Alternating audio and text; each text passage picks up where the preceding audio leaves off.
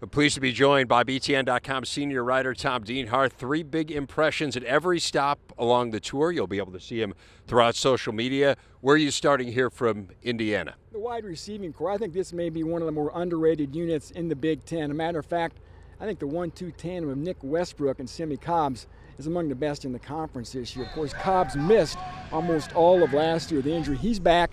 He looked very good today, a big target. And then Nick Westbrook, of course, stepped in as the #1 option last year, proved he can be the man. So, Dave, these are 2 big wide receivers who I think are going to catch a lot of Richard Lago's passes. Here's what was interesting to me. I was talking to Tom Allen about that receiving group, and he said to me, I think Donovan Hale could be the most talented guy in that room. I had a chance to watch him today, and he's impressive as well. So if you throw him into the mix, if he can improve and contribute in even close to the way that Westbrook and Cobbs do, I mean, man, they're tough to cover. And I think Ian Thomas, the tight end, is going to have a big year too. Yeah, Ian Thomas was really impressive. In fact, Howard Griffith was saying maybe the most impressive thing he saw at practice today was Ian Thomas. Okay, so the wide receivers, really good. I don't think there's any dispute about that.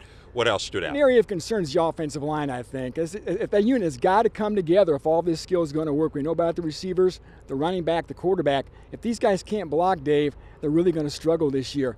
The good news is they have a star in Corey Cronk, just a sophomore. In recent years, we've seen Jason Spriggs and Dan Feeney matriculate from Bloomington to the NFL. I think Cronk could be the next guy to do that. He's special. Wes Martin is a good guard, but Dave, there's some questions at those other spots, and also the depth has some issues too.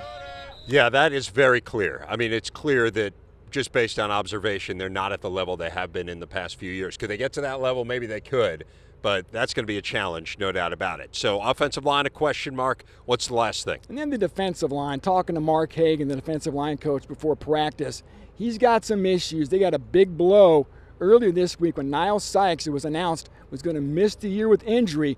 He was supposed to be the team's best pass rusher. Now what? Robert McCray's a guy who has that fast twitch that Tom Allen told me all good pass rushers must have. Greg Gooch is a veteran. He's undersized, but he's very quick. And Alan Stallings, just a sophomore, number 99.